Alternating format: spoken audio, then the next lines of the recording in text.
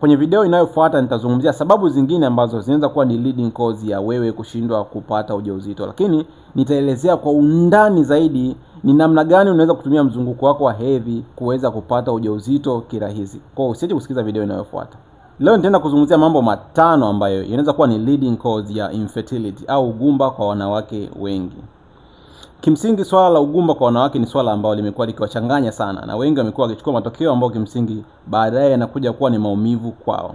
Imagine mwanamama anaanza kutumia dawa za kupevusha mayai ilhali tatizo lake halihusiani kabisa na changamoto ya either PCOS au changamoto ambayo inahusisha hormones za luteinizing hormone na follicular stimulating hormone kuwa chini au kuwa juu sana. Hajui kwa sababu mwanamke mwenzie alipata matokeo ambayo ni mazuri, alipata mtoto, na yeye anaamua kutumia dawa za kupevusha mayai kwa kuamini kwamba siku moja zinaweza kumsaidia.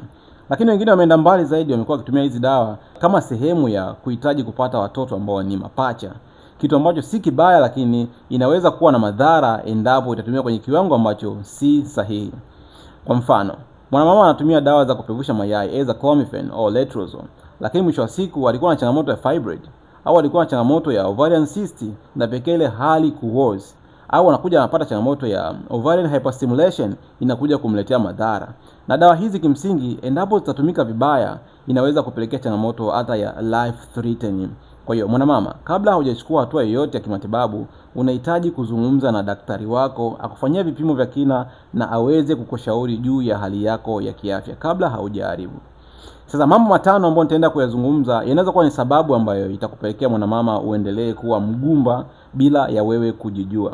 Unaweza mkahisi aidha tatizo liko kwa mwanamke au tatizo liko kwa mwanaume, kumbe tatizo liko kwa wewe mwanamke kwa kushindwa kufahamu tu hasa kitu exactly ambacho kimepelekea ile hali ya ujauzito kushindwa kutokea kipo kwako wewe mwenyewe.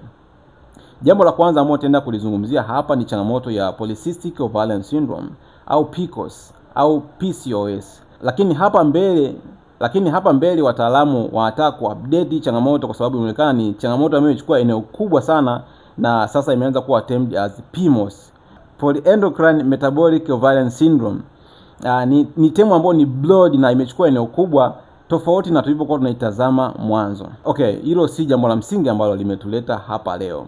Mambo matano ambayo nitaenda kuyazungumza hapa kimsingi ni mambo ambayo yatakushangaza, lakini jambo la tano ni jambo ambalo litakushangaza zaidi.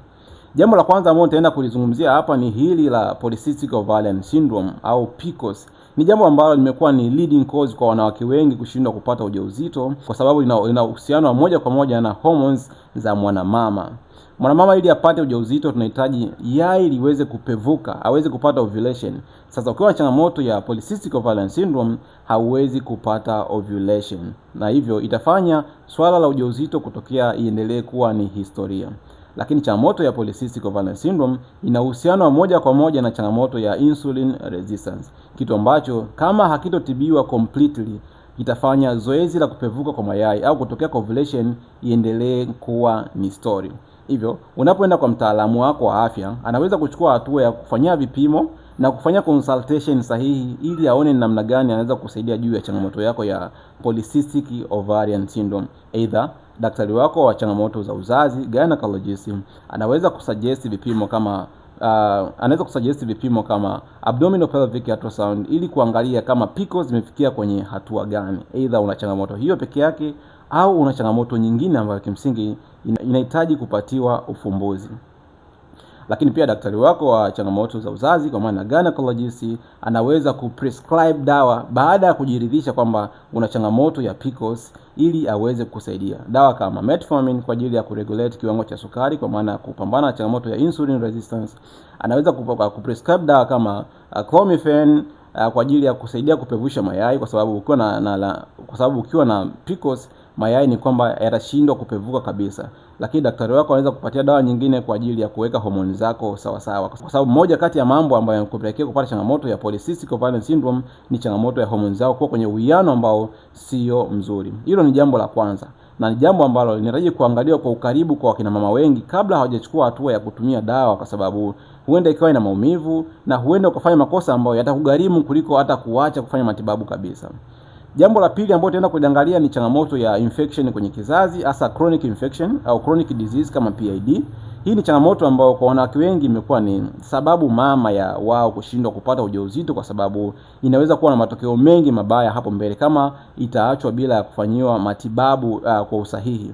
Na wengi wamekuwa wakicomplain kwamba ni changamoto ambayo wanafanyiwa matibabu lakini bado siri inaendelea kurudi kila siku. Kila siku wanafanya matibabu yale na hawapati ufumbuzi.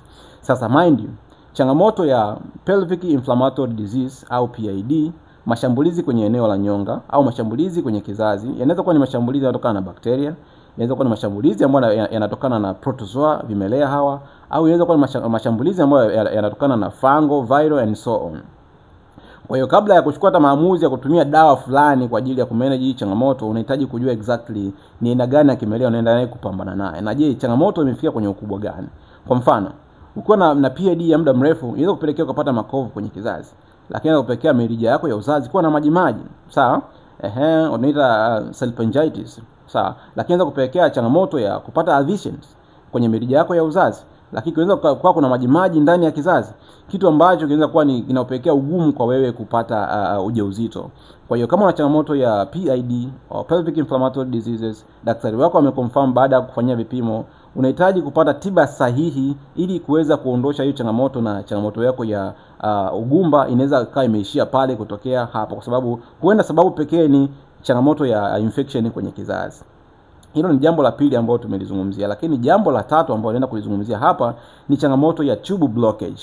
Tube blockage ni kuziba kwa mirija ya uzazi.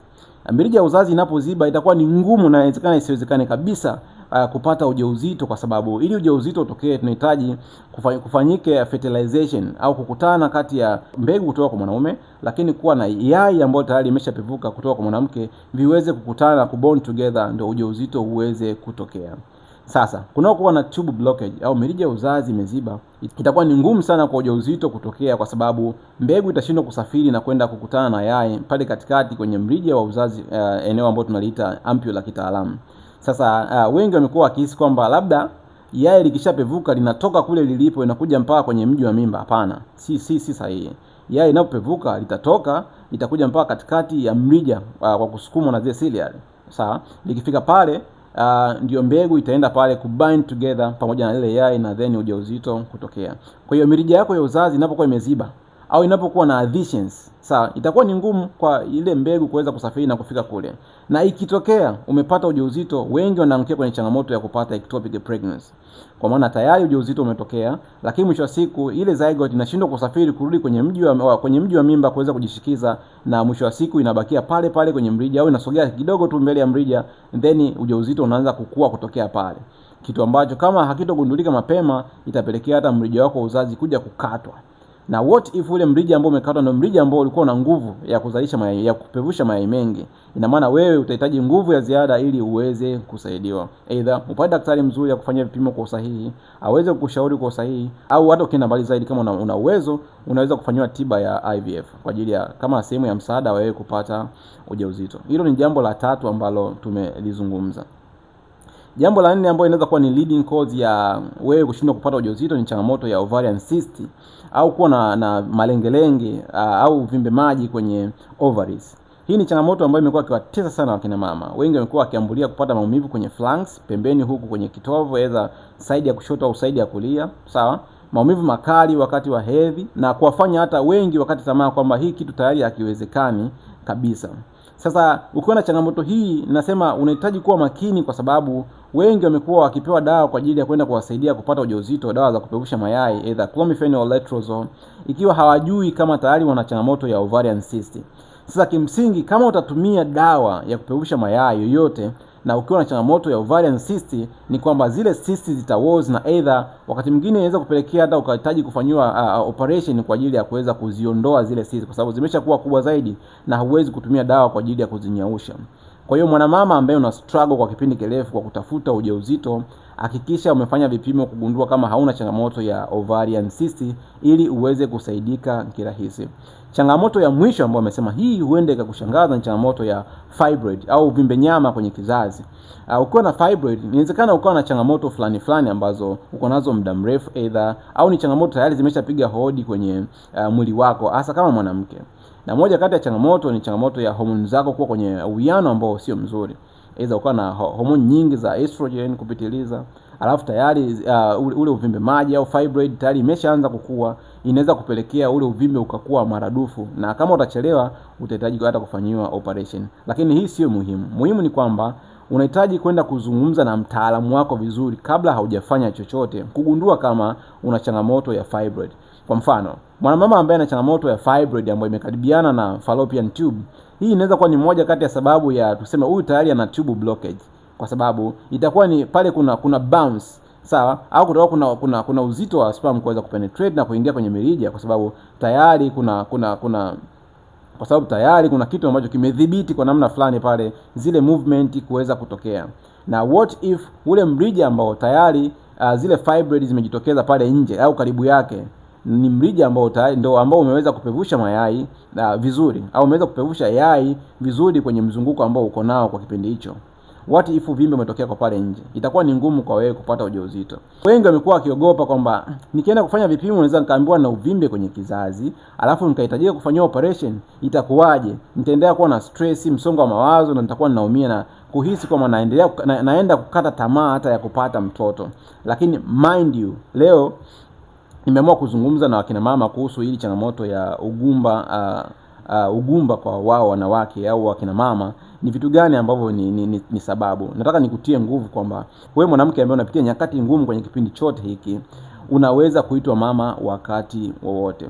Licha kwamba tunahitaji kumwomba Mungu sana, lakini tunahitaji kufanya jitihada za kuondosha maradhi au changamoto ambayo imekuwa ni kikwazo kupata ujauzito.